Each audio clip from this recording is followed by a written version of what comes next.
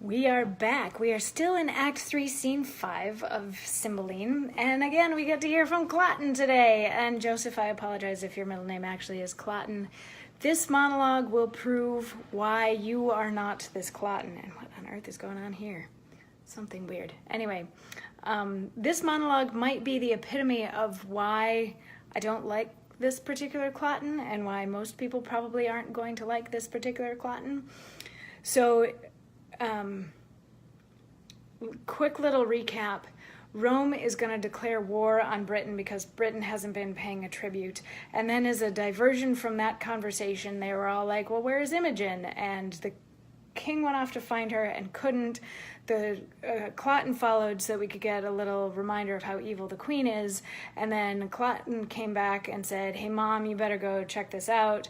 So she left, and then yesterday we got a little monologue of Cloten reminding us that he really doesn't like Imogen. And then Pisanio entered the scene. And in the exchange between Pisanio and Cloten, Pisanio ends up showing Cloten the letter that Posthumus had written to Pisanio, telling Pisanio to kill Imogen, because this is the only way that Pisanio figures he can keep Imogen safe in this particular respect. So Cloten gets annoyed with Pisanio. There might even be a little bit of an altercation or something that happens in this scene. But then he gets to see the letter, and he gets this brilliant idea, and he's like, okay, Pisanio, you're going to serve me now, right? Right? And Pisanio's like, yeah, okay, I guess I am.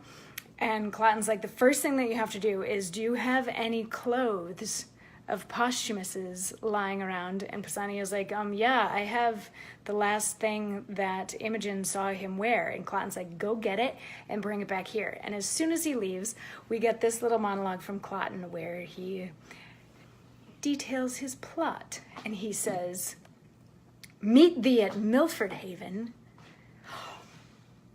I forgot to ask him one thing. I'll remember it anon.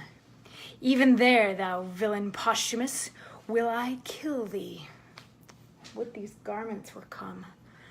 She said, upon a time, the bitterness of it I now belch from my heart, that she held the very garment of Posthumus in more respect than my noble and natural person, together with the adornment of my qualities. With that suit upon my back, I will ravish her.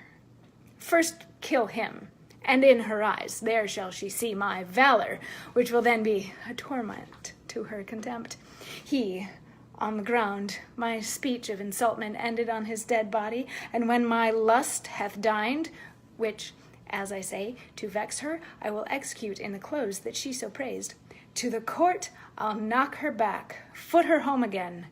She hath despised me rejoicingly, and I'll be merry in my revenge. Be those the garments?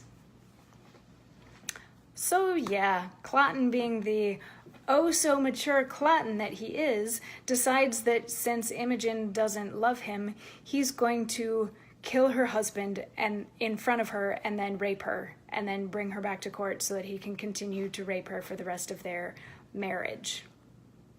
Such a lovely fellow is Cloten. Anyway, we'll find out if he's successful in his plan tomorrow and in the days after. I'll see you then.